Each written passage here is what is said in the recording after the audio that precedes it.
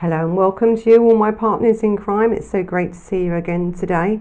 Now, today's case is what I've advertised, the Suzy Lamplugh case. Now, I'm going to call her Suzy, but her name was Susanna Jane Lamplugh. And now this case is an unsolved case, and it's been an unsolved case for, nearly 35 years. Shocking, really. Her disappearance, I think, is one of the biggest and the most enduring mysteries, I think, in British criminal history. No one can find this body. No one can really find who the perpetrator was that committed this crime. And it isn't for lack of searching. As we go into it, sometimes when I speak about the police and I say that they've got this tunnel vision, some of the suspects, or one main suspect that comes through in this case, I'm not really sure if it was him or not. And so this case I'm going to really leave up to you. I'm going to give you all the evidence, or the evidence what they know of, and I'm going to leave this up to you to make up your mind to what you think may have happened to Suzy. So Suzy Lamplugh was 25 at the time of her disappearance. She was reported missing on Monday the 28th of July in 1986. She was last seen in Fulham, West London, at around 1 p.m. on that day. Now, Suzy was working as a real estate agent in Fulham, and she was working for the Sturgis Estate Agency in Fulham Road. So I think I need to explain to you a little bit about this estate agents and how it worked, really. I think we're talking about 1986, aren't we, when, we didn't have all the internet going where you could advertise and do everything online. And so Suzy was a very pretty girl. She was an outgoing girl, and they used to place Suzy at the front of the shop where you could see her as you walked past. Now, I think that's relevant in this. I think as we come down into suspects, there are issues with this when it comes to Suzy's disappearance, but I'll go into that a little bit later on. So she was working at this estate agency, and she was really quite good because she was quite a personable person. She was an interesting person, happy-go-lucky person, as I said, attractive person, liked her job, loved her job, was always on time, and she had quite meticulous notes of where the houses she was going to view and who she was going to meet and what times and dates and stuff like this. The records were quite full, because even if these people hadn't have brought that home, they may have brought another one. So her records were usually quite, extensive in contact details, this, that and the other. But her last entry on that day, her appointment was at, I think, 12:45 with a man called Mr Kipper. But that was all there was, and it was the name of the street where she was going, and at the time she was going to meet him, and it had OS or O/S, what meant she was going to meet someone outside a property. Now, that was all the details there was. So whether this was a quick phone call that someone had made to say, I need to see this home, we'll look into that in a minute, or whether it was not really an appointment, it was Suzy getting out of work for an hour, which we've all done, because the details of this Mr Kipper wasn't clear. There was no phone number left next to it. There was no detailed notes that she would usually make if she was going to view a home with someone, show a home. There wasn't these detailed notes. So we don't know, or what the police don't know, is really, was this a real appointment, or was this just Suzy's way of getting out of work for a little while and going to meet somebody which was not related to work? We don't know. So she's left this office. Now, she didn't put Sherrod's Road or Sherrod Street, or because it was Sherrod's Road, she just put Sherrod's OS, and people assume that's that, and there was some sightings of her as well around that time. So a witness did report seeing a woman that sort of resembled Suzy, and she was talking to a man in Sherrod's Road and then getting into a car. Now, Suzy had her own car. She had this white Ford Fiesta, and it was found on the 28th of July outside the property of a sale in Stevenage Road in Fulham, which was about 1.5 miles from Sherard's Road, where this assumed sighting of her was. Now, the Sherard's Road sighting was a man and a woman standing outside looking up at a block of flats, and the man had a bunch of flowers in his hand and a bottle of champagne. It could have been them. It was a sight. It could have been her talking to her perpetrator. It could have been. So when they found her car after she'd been reported missing and the parents had gone looking, everyone had gone looking, the police were out looking, they found her car in the Stevenage Road, but the handbrake was off, so it was just like it was left. It was parked over a garage. So in London, even in 1986, it was difficult to park. So to park sort of half over someone's garage, you just wouldn't do it. So it looks like someone would have parked up quite quickly there and jumped out of the car. Now, so the car keys were missing. So the handbrake was off, car keys were missing, and Suzy's purse was found in the storage pocket of one of the car doors. Now, you know, us women, I think even men, would not leave their wallet or their purse with everything in it in a car. So this was unusual. Plus the way it was parked, the handbrake not up, it looked like it was a speedy exit. Plus the driver's car seat was pulled so far back. I mean, Suzy wasn't that tall, not at all. She couldn't have been able to drive this car with this seat pulled back so far. And so they knew then that someone else had driven that car.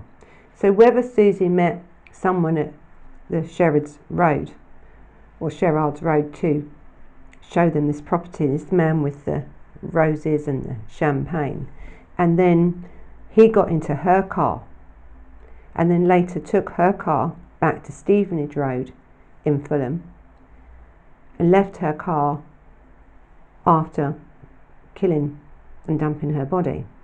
That's probably what happened here, because Suzy was impossible for Suzy to drive this car with this seat back so far.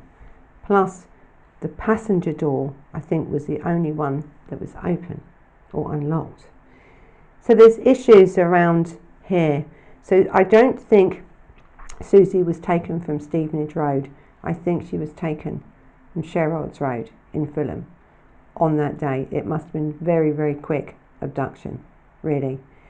And then the perpetrators drove the car back and dumped it in Fulham Road, and not caring that he'd parked halfway over someone else's garage, so they couldn't get their car in and out. So there's issues with the car, and then when they've detailed this car and they found, you know, there's DNA in this, there really wasn't anything in this car. Now we are talking about July. Now we are talking about England, and July 1986. It could have been a wonderful day. So to wear gloves and everything else, you would have sort of seen a bit out of place. Plus the person that Suzy was, or meant to have been seen talking to that afternoon with the flowers and the champagne, was a very well-dressed man in a suit. You know, looked very, I mean, Fulham Road even in them days wasn't the cheapest place to buy properties. So he came across as a businessman. When people said they saw these people and assumed it may have been Suzy that he was talking to, this man was very well dressed, very, very well dressed. And plus the other car that was spotted in that area was a black BMW. Again, can be another expensive car. So these are the sort of only clues there are. So we only have the slang for Jack the Ripper. You could have that. Also, if you add DNA to it, is kidnap. So whoever she was meeting maybe used that name, and as knowing how they portrayed themselves underneath, you know, with this mask of sanity that I talk about. Some perpetrators like to have cryptic clues. They play games, and it could have been that, or it could have been that's the name that she called the person that she was seeing, which have no relevance to do with her job at all. We just don't know. Following Suzy's disappearance, the police tested DNA of 800 unidentified bodies and skeletal remains that matched her description. 800. Suzy was officially declared dead in 1994 and she was presumed to have been murdered, which I think we can all presume that really by this stage. So they had renewed investigations, I think in 1998 and again in 2000, and they all failed to come up with anything, any trace of her at all. That was it. From that day, on the 28th of July 1986, Suzy Lamplugh has never been seen or heard of since. Not a sign of her anywhere. So in 2002, it was reported that convicted rapist and murderer John Cannan would have or could have killed Suzy. Now, John was born on the 20th of February 1954, a former car salesman, and he was convicted, I think, in 1988 of murder and of sexual offences. In 1968, at the age of 14, John Cannan indecently assaulted a woman in a phone box, and that was in Erdington, and was placed on probation. I mean, but this was, 1968, and he was 14. So this is a perpetrator, and I can see why they're looking at him. He started young, and he just progressed and progressed and progressed, as many do. And we've said this before about these sort of perpetrators.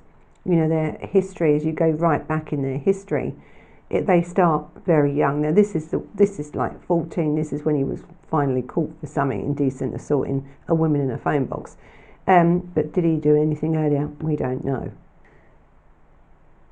So I think he was married, but his marriage ended, I think, in 1980, and he was married to Daphne Sargent, and he assaulted her when she tried to leave him. So you've got now this character, haven't you?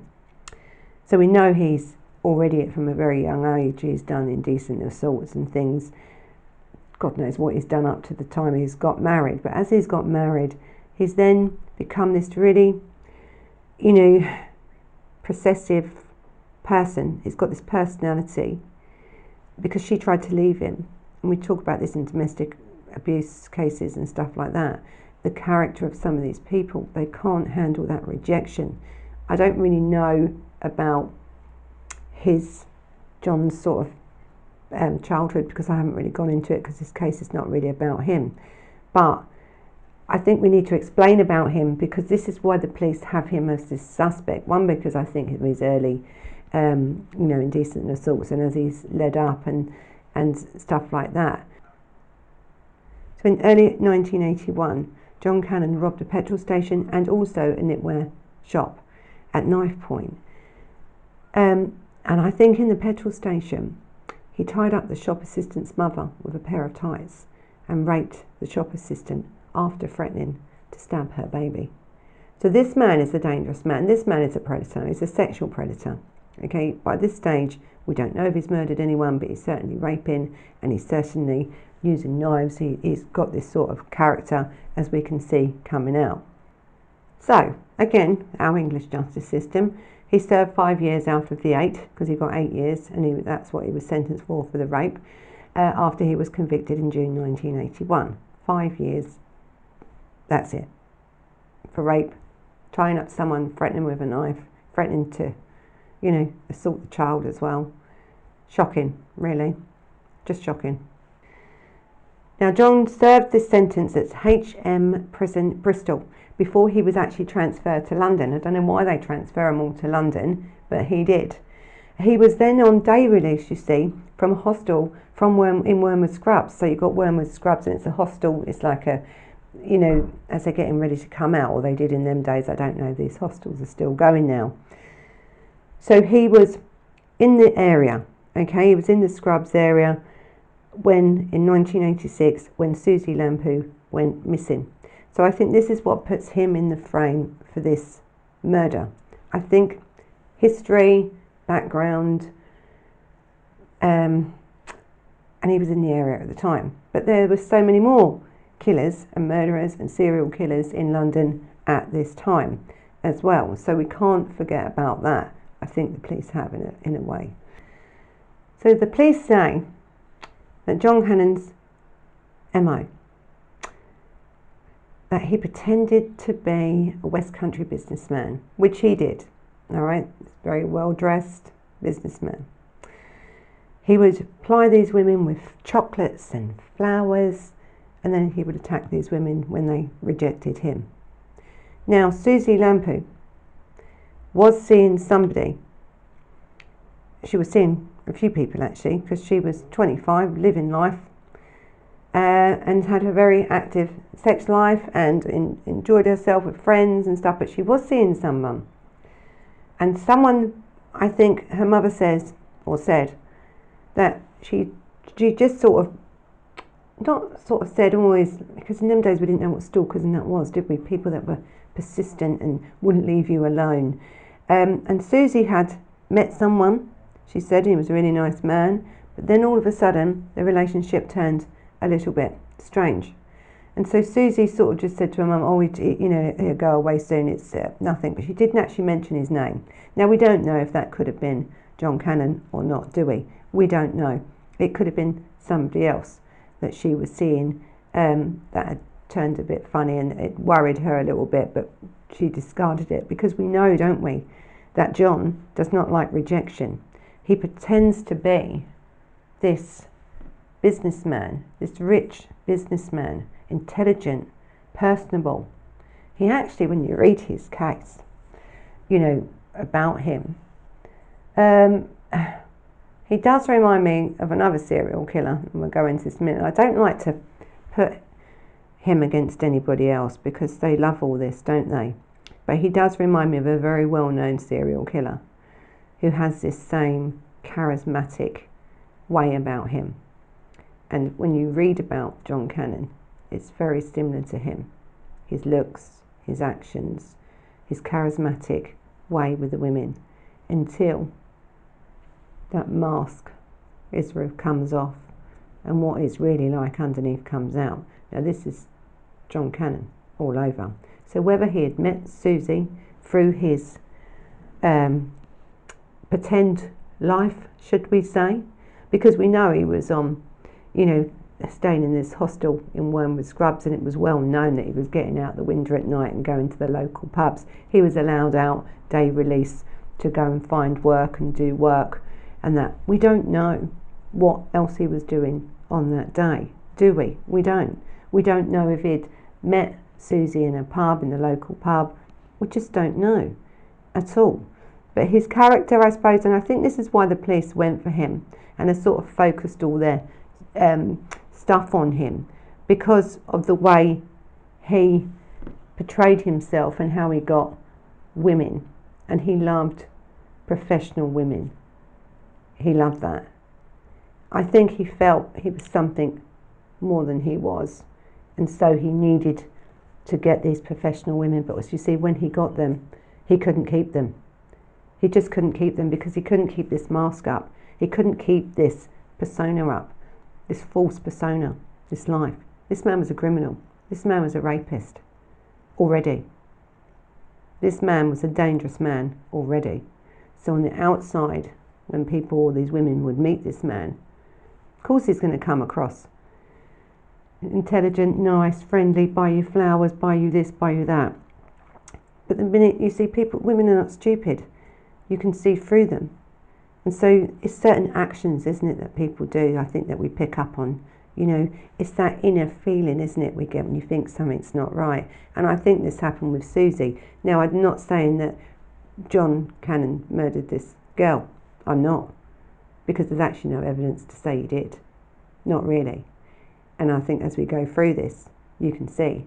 But I think someone with the same character, with the same personality as John, definitely did this murder.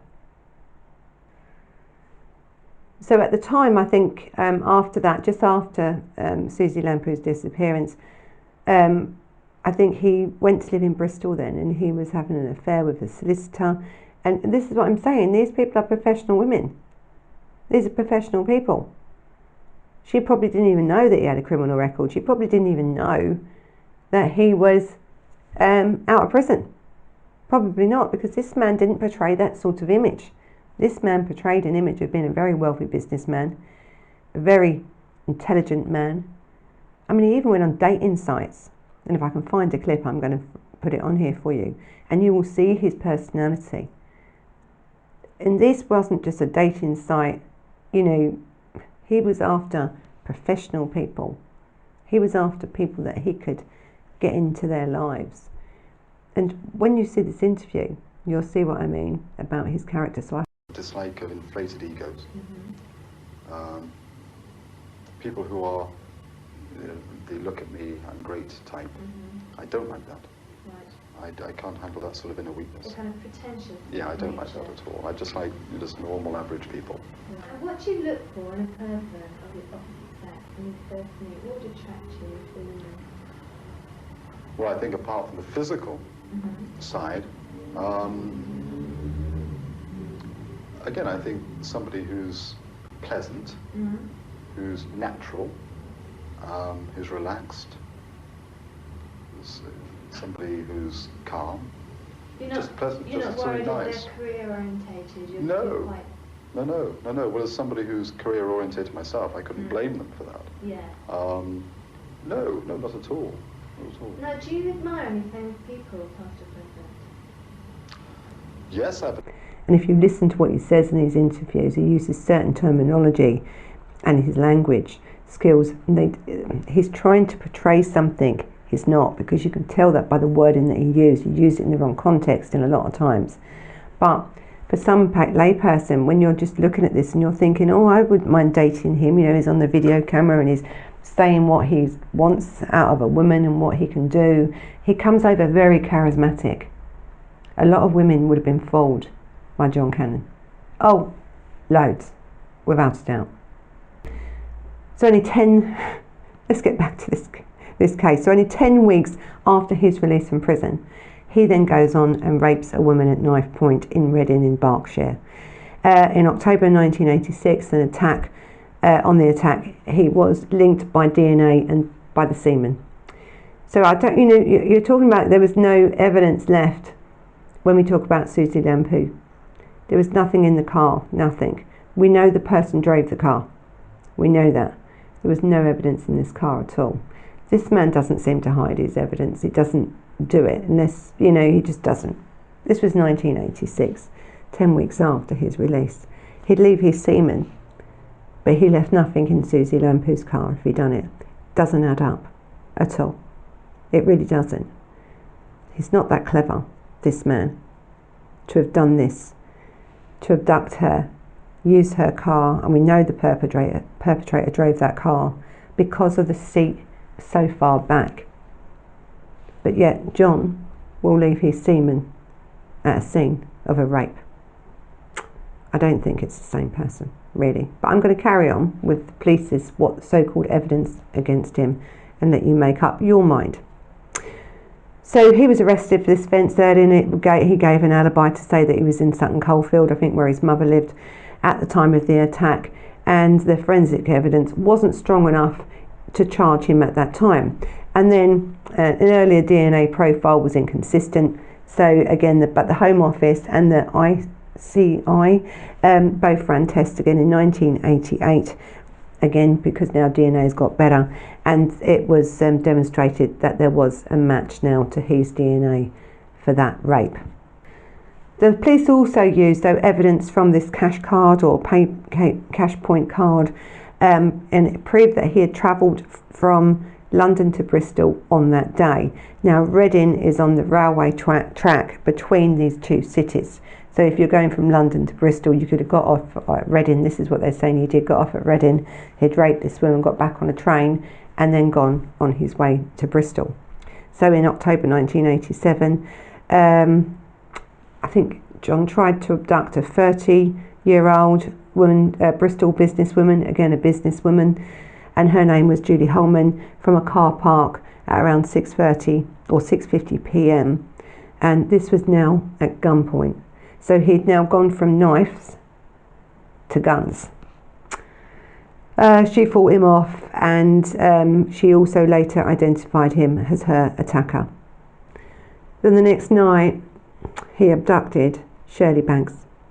He was given 3 life sentences and recommended never to be released for the murder of Shirley Banks in Bristol in 1987, and the attempted kidnap of Julie Holman on the previous night, and then the rape of a woman in Reading in 1986. So he was done for all 3. He only ever targeted professional women, and it is claimed that his nickname in prison was Kipper. So, I mean, the thing is with prison and prisoners is that you do have nicknames, but whether he had this nickname after the fact or before, I don't know, because it's difficult to find out. And when they say it's been claimed that that's what people called him, that's just a claim, isn't it? It's an assumption that they're telling the truth, really.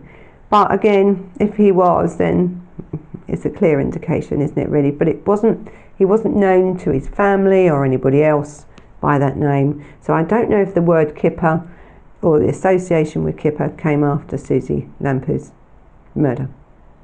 However, again, in December 2002, one of John's fellow prisoners told police that John had buried Suzy Lamplugh under the patio of his mother's home in Sutton Coldfield in the West Midlands. Now, you know, again, you're talking about prisoners. You're talking about people, really, because who have got nothing else to do. If he's going to tell somebody that, because he's always denied any involvement in this murder. Always. There is no DNA proof of he's done anything to Suzy Lamplugh in this whole case. So his MO, is it really the same as what you'd expect from someone that killed Suzy Lamplugh? Because we know she's dead. I don't know, because there's not enough evidence. But they are so blinded, the police, that he had done it. They really are. They're blinkered. And I think when this happens, and we've spoke about this before in many other cases, you can't make up evidence. They tried to. He was arrested for Suzy Lamplug's murder. It was took to the CPS. The evidence, it was really said, no, there is no evidence. And there is no evidence that he done this murder. Yes, he is a perpetrator. He is a serious criminal. And he is a murderer, without a doubt. And he would have continued on to murder and murder and murder, rape. Of course he would. Of course he would. But I don't know if you can specifically pinpoint him to Suzy Lamplug's murder. I just don't. Now, the police say, but he's the only suspect in Suzy Lamplug's disappearance and murder. The only suspect. Well, how can he be? Because you haven't got enough evidence now to say that this man done it at all. You've got hearsay, really, from perpetrators, and I think one of the perpetrators was also a rapist anyway, that said about John Cannan's, telling him he's buried it under the mother's patio. And don't think they haven't dug up the mother's patio and they've took down sheds, they've dug up all this part. I mean, this is literally wasting police time. But when you have now a suspect that you are clearly stated, and they've stated that he is the only suspect in this case, he's done this murder, that's what the police have said. Now, we've looked over many cases, haven't we, from the 80s and 90s, where the police have been so blinkered in their, focus on someone that they've not looked at others in this case.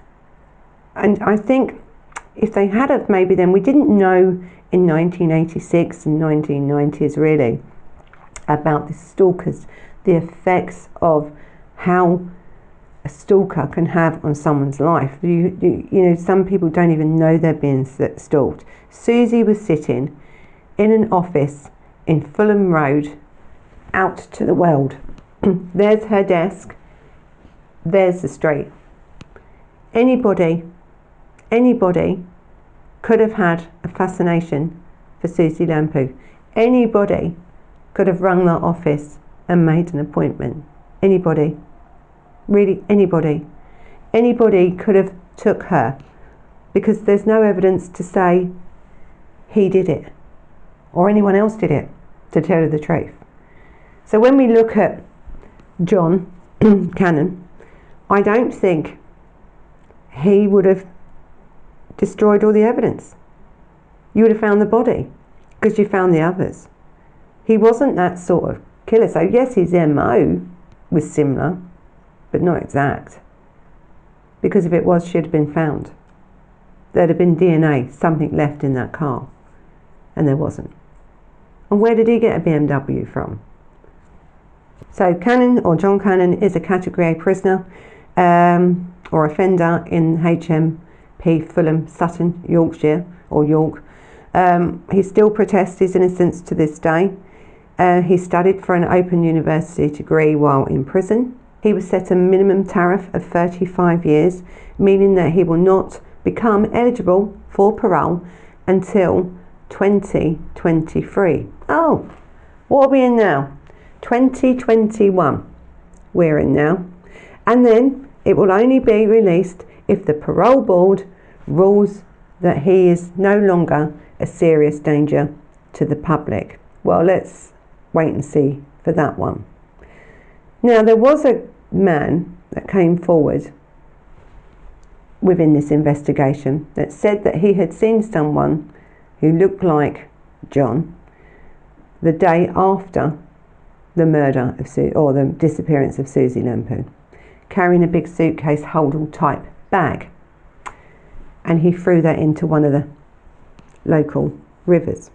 Now, that river has never been looked at. I mean, you're talking about the expense of this case has been massive. They've searched many, many places for Suzy Lamplugh, really only on hearsay evidence from prisoners, really. And they found nothing. So I actually think they're looking in the wrong area, really. The problem is John now is coming up for parole. And, you know, will the police, the parole board, actually allow him out? Well, I'm not going to say they're not going to, are they? Because look what we've seen before. So if he did kill Suzy Lamplugh, just say he did, you've got a man going to be released out again. Because they've searched, they've tried to find a body, they've tried to find a body, then they're hoping they're going to find evidence. I don't know. I don't know. But I don't know if this man's going to be released either. If this man is released in 2023, that's 2 years away, actually. You know, I still believe he would be a serious danger to the public, and especially professional women. So let's talk about other suspects now. Now, in 1982, Suzy Lamplugh had worked as a beautician, and she was on the ocean liner, the QE2, the Queen Elizabeth II, we call it the QE2. Beautiful. And at the same time, a man called Steve Wright was also on this ship, working as crew for a whole year together. Now, Stephen Wright was convicted in February 2008 of the murder of 5 prostitutes in Ipswich, and we're going to be doing his case at some point down the line.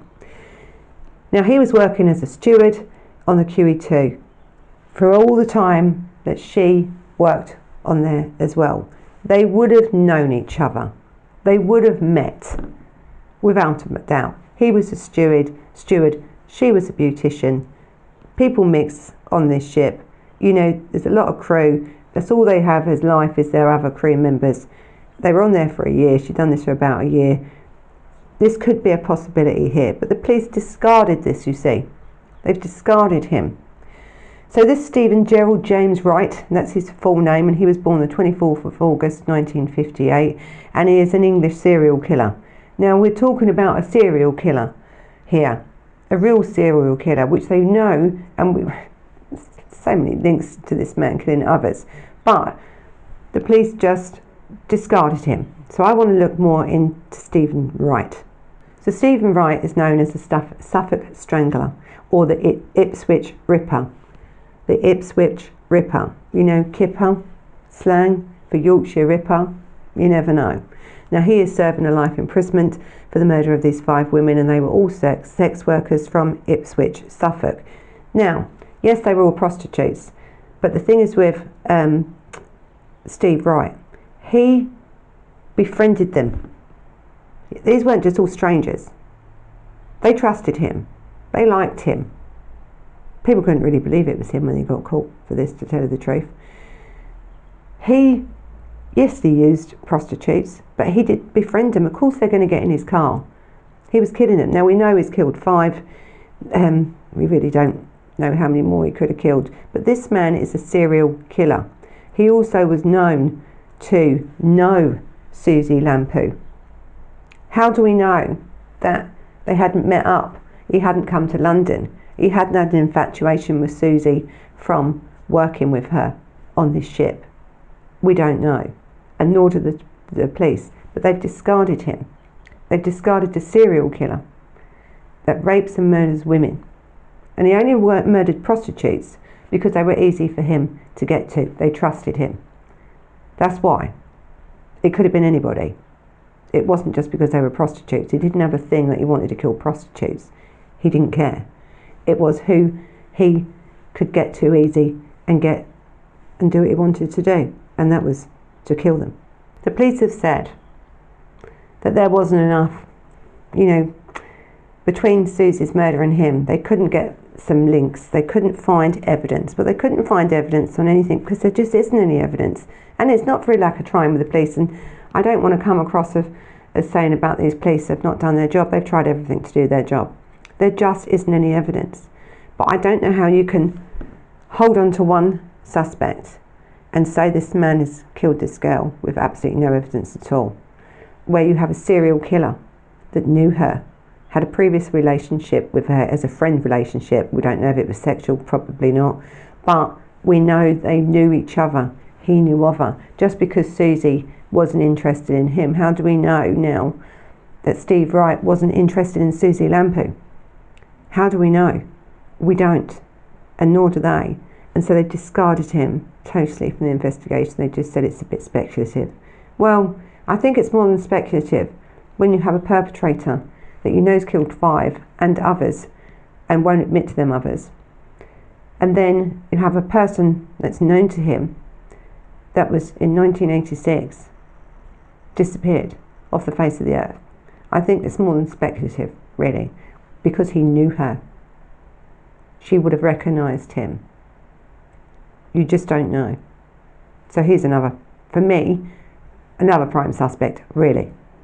And as I say, he's already been, put up for other murders. I think he's still been investigating in connection with an unsolved murder and the disappearance of others as well. He was one of a number of high-profile murderers or sex offenders that had been identified as possible suspects in other crimes. So Cleveland police have not ruled him out either in the murder of Fricky Glass, a heroin addict who vanished from Middlesbrough in September 2000, and whose naked body was found later in a brook in the North York moors. So, he's never admitted that one either. Most perpetrators like this, serial killers, are not going to tell you anything. It's very rare that they walk in. I think the next case we're doing, he literally walked in and told them, but that doesn't happen very often. They want you to work for it. They're only going to admit to something if you've got evidence against them. Now, Steve Wright isn't admitting anything, really. They got him on the 5, and that's all you're going to get from Steve Wright. So in June 2012, criminologist David Wilson, love David Wilson, by the way, hello David, suggested that the killer from Norwich, the killer of the Norwich prostitute, Michelle Bettles, may have been one of Wright's as well. But his theory was dismissed by police. Well, why? What more evidence have you got? You've got no more evidence. I think I would believe David Wilson rather than the police. to tell you the truth. He's a great criminologist, actually, David Wilson. Really, really good at what he does. Now, you know, they just dismiss it, and it's, you know, what is it, because she was a prostitute? And, you know, the thing is, and I've always said this about prostitutes and the work they have to do, is that perpetrators like these go for them because one, their reliance on is that how can you then prove it was them, because the multiple people it could have been, I suppose. Two, are the police really going to put everything they've got into the disappearance and murder then of a young girl? Yes, I'm not saying they're not, but would it be as much? It's more difficult to prove when someone has multiple partners, and so there's lots of DNA, and he could have just said, I've slept with her and that's why my DNA is there. It's very hard to prove then, you know, murder, isn't it, to someone with these sort of victims. And this is why a lot of perpetrators choose these victims. One, because they're easy to get.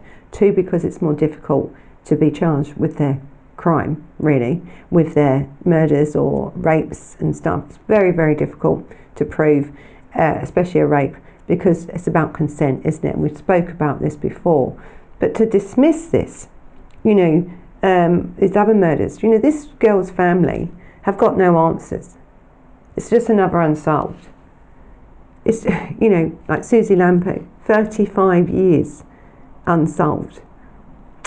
It's a long time for a murder to be unsolved. So then we have to look now, don't we, with this search for Suzy, I suppose. And I think actually with Steve Wright, he, you know, it took a lot of searching. I mean, even though he pointed out where these bodies were hard to get to for Steve Wright when he actually said where they were. These weren't just thrown on a road. If he hasn't said where these bodies were, you should never have found these bodies. And I think he liked to dump them in water. There was lots of different things about Steve Wright. But, you know, even the dumping of a body for these killers means something to them. It means something. So listen, there's been many, many searches for Suzy Lamplugh's body. Many, many searches. And none of them has turned up anything. And up to today, the 7th of April, 2021, Suzy's body has never been found. From the day she left her office in Fulham Road to go and meet a Mr Kipper, for whatever reason she did, Suzy Lamplugh has never been heard of since. Absolutely nothing. There's no evidence in this case at all. Not even DNA evidence. Suzy Lamplugh Trust is a charitable foundation that was established in December of 1986 by Suzy's parents, Paul and Diana. These people have now already passed away. Both of them, I think Diana got Alzheimer's and then died, and then Paul died shortly after. But they never stopped searching for their child, ever. And they started this trust, this, you know, and I think the mission of this trust is to raise awareness for personal safety. And it's through training and other various projects that they do. And it's to help people avoid becoming victims of aggression. And they give counselling, they give support to relatives and friends of missing people. I think they also do the stalking awareness. So this is a really great charity. Now, the mother started it, the parents started it, and since their death it has been taken over and run and run and run, and it is a fantastic charity. Now, if I will put a link to this, and you can go and have a look at it yourself. If you need any help from these people, there'll be a link there as well. This is an amazing trust. The family were all members of this All Saints Church in East Sheen and the London Borough of Richmond upon Thames. Now, because Suzy's body was never found, there was memorial things for her, but she was commendated with this, or commemorated, there in this stained glass window, and that was installed in 1996. It's really a sad case, this one, really, of Suzy Lamplugh.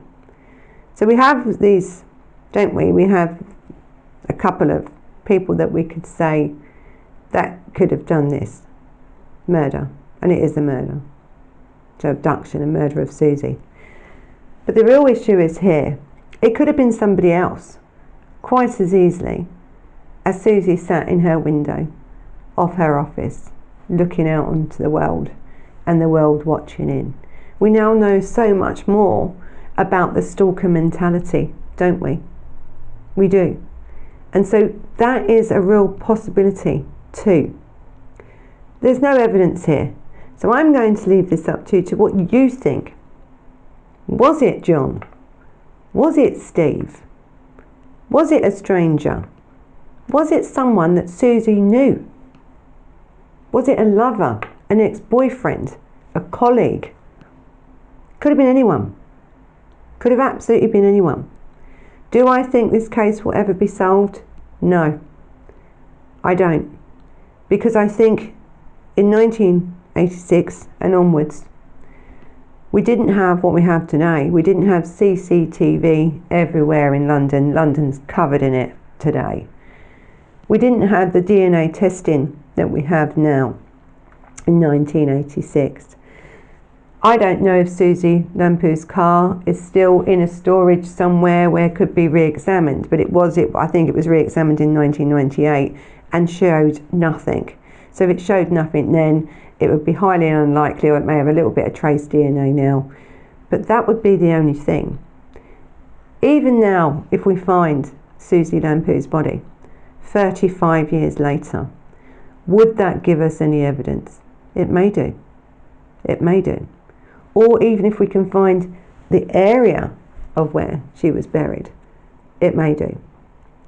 But I don't think this case is ever going to be solved, myself, which is a real shame. And it is a real shame for Suzy's family. And the mother and father are now passed away. Her sisters and brother still try and fight on to find out information. So I don't know if you remember anything from 1986, July the 28th, 1986. Did you see anything? Have you kept quiet because you didn't want to say anything? Because you didn't want to get into trouble? Was you with someone that had something to do with the disappearance of Suzy Lamplugh? Because that could be a possibility too, couldn't it? People need to come forward, I think, if you know anything. They haven't up till now, but you just never know. And so this is why these crimes need to be gone over and over and over every 3 years, to bring them in to the public light again. Because this girl deserves the right to rest in peace, to be found, to have answers. And I think that's all you can ask for, isn't it, really, with a crime like this? So, this has been the Suzy Lamplugh case. Thank you, my partners in crime, for joining me today. And you know what to do. You can now follow me on Instagram. You can follow me on Facebook. You can catch this on the podcast, on Spotify. You can come and see me on my new channel. I think it's, I've changed it so many times, but I think it's Living Life with Christina Moore, and it's a bit of behind the scenes, and it's a bit about family life. I'm getting better, but there's some good news coming, and I'm getting a new camera. And hopefully we will do this better. But I appreciate every one of you that have subscribed to me, even with my terrible photography and sound and stuff. So I'm trying to get better. I appreciate it. I appreciate every like, every hit button. I don't know what this bell thing is, but I don't know. I still don't know what to do. So like it, hit it, subscribe to it, do what you have to do. So thank you, and I shall speak to you soon. So until next time, bye-bye.